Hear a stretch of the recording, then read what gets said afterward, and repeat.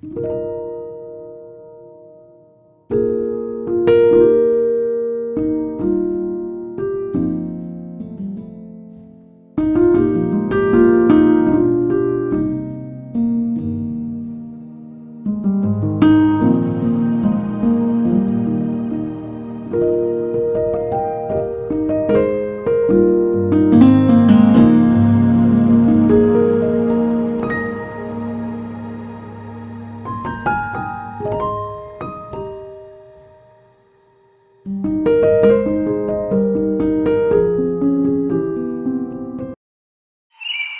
Morning and welcome back to my channel Anisha Bairagi blog.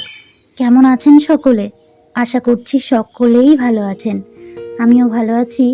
আমি অনিশা আপনাদেরকে সঙ্গে নিয়ে ব্লগটা এখন থেকে শুরু করছি। আজ বারটি সোমবার আর সময় হয়েছে 6টা।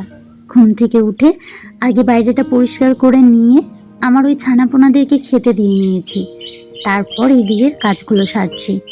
আজ ভাবছি কোনো ডেলি ভ্লগ দেব না, মানে সারাদিনের যে কাজবাজগুলো করি সেগুলো আর দেব না আপনাদের সঙ্গে। ভাবছি আজকের শ্রাবণের প্রথম সোমবারটা আমি ঠিক কিভাবে পুজো করি সেটাই আপনাদের সঙ্গে শেয়ার করব। এদিকে আমার স্নান ধান কমপ্লিট।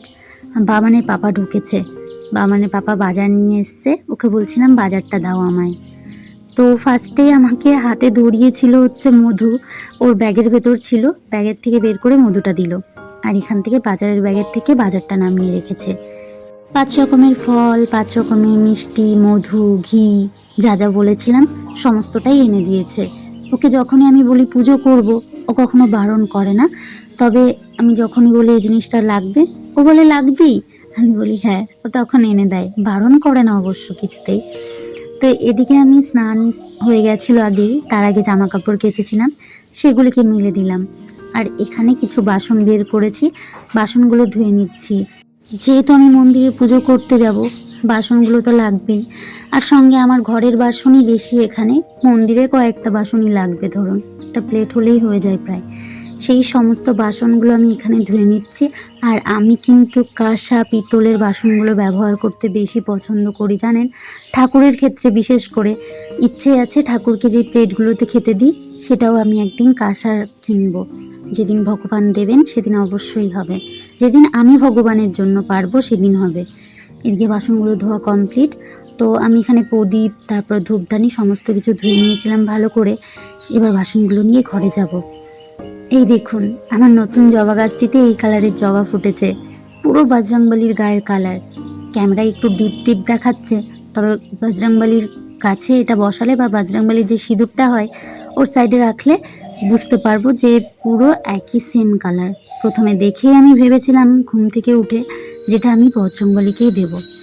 ফুল তুলে নিয়ে চলে এসেছি। এখানে আমি মন্দিরের প্লেটটা সাজাচ্ছি।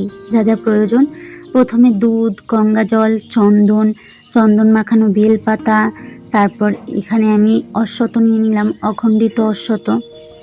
এবার আমি এখানে 5 রকমের 5টা মিষ্টি নিয়ে নেব প্লেটে। এই প্লেটটার মধ্যেই নিলাম, ছোট্ট প্লেটের মধ্যেই 5 রকমের 5টা মিষ্টি নিচ্ছি। এখানে মিষ্টিটা ভেঙে গেল তুলতে গিয়ে, কী আর করার, দিয়ে দিলাম। আর এক্সট্রা মিষ্টি নিয়ে আসেনি, ওই ঘরের ঠাকুরের দেওয়ার জন্য আর কয়েকটা মিষ্টি এনেছে। তুলসী পাতা দিতে নেই, তাই প্লেটের উপর একটা বেলপাতা দিলাম। তারপর নিয়েছিলাম ঘি, মধু, শর্করা। পঞ্চামৃতর ভিতর পড়ে চিনি, তো এটাকে সংস্কৃতে শর্করা বলে, সেটাই আর কি নিয়ে নিয়েছিলাম। আর এখানে নিয়েছিলাম 5 রকমের 5টা ফল। আর পঞ্চামৃতর ভেতর কিন্তু দুধ, দই, ঘি, মধু, শর্করা, যেটা আমরা চিনি বলি। আর এখানে নিয়ে নিয়েছিলাম ফুল। তো তারপর ওটা প্লেটটা সাজিয়ে রেখে এখানে আমি কৈলাস অঙ্কন করে তার উপরে সচন্দনে বেলপাতা বসিয়ে তার উপর ভোলানাথকে বসিয়েছিলাম। তারপর সচন্দনে একটি বেলপাতা অর্পণ করলাম। তারপর এখানে আমি মধু অভিষেক করে নিচ্ছি, তারপর গঙ্গা জল, তারপর আমি এখানে ঘি অভিষেক করছি। এরপরও কিন্তু গঙ্গা জল দেওয়ার প্রয়োজন বা গঙ্গা জল দিতে হয়। প্রত্যেকটা পঞ্চামৃত অর্পণ করার পরই কিন্তু গঙ্গা জল দিতে হয়। তারপর এখানে শর্করা অভিষেক করলাম, তারপর গঙ্গা জল, তারপর দুধ দিয়ে আমি দুধ অভিষেক করার পর আমি গঙ্গা জল দিয়ে ভালো করে ভোলানাথকে স্নান করিয়ে নিয়েছি। তারপর আমি এখানে কিন্তু একটা ছোট্ট কাপড়ের মধ্যে ওনাকে মুছিয়ে নিয়ে প্রথমে আমি তিল অর্পণ করলাম, তারপর এইভাবে দুটো আঙুল মানে 3টে আঙুল দিয়ে ধরে আমি এখানে অখণ্ডিত অশ্বত্থ অর্পণ করলাম। তারপর সচন্দনে বিল্লপত্র। আর আমরা সকলেই জানি ভোলানাথ কিন্তু বেলপাতাতে খুব সন্তুষ্ট হন।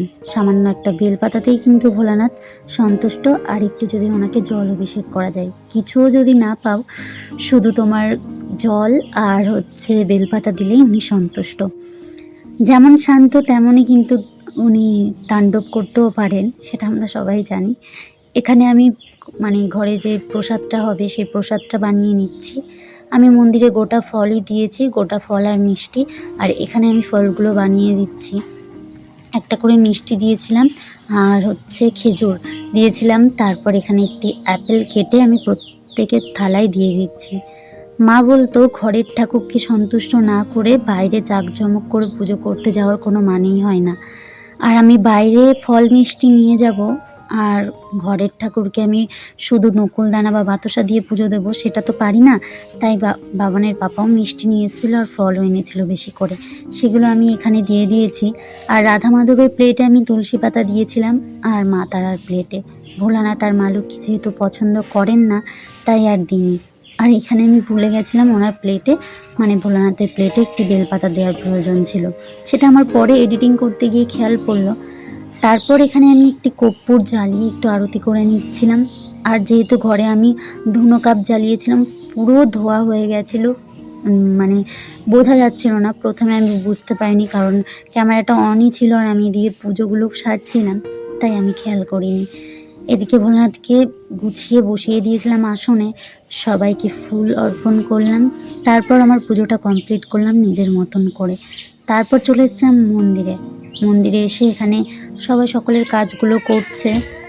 সমস্ত কিছু গোছানো প্রায় কমপ্লিট। এবার পুজোটা সারবো একে একে। তবে আমি আমার শ্রাবণের প্রথম সোমবারটা এইভাবেই কাটালাম, যেভাবে কাটালাম সেভাবেই আপনাদের সঙ্গে তুলে ধরলাম। তবে আজ আসি, ভিডিওটা এখানেই রাখছি। দেখা হবে খুব শীঘ্রই নতুন আরও একটি ভিডিও নিয়ে আপনাদের সঙ্গে। ততক্ষণ আপনারা সকলে ভালো থাকবেন, সুস্থ থাকবেন।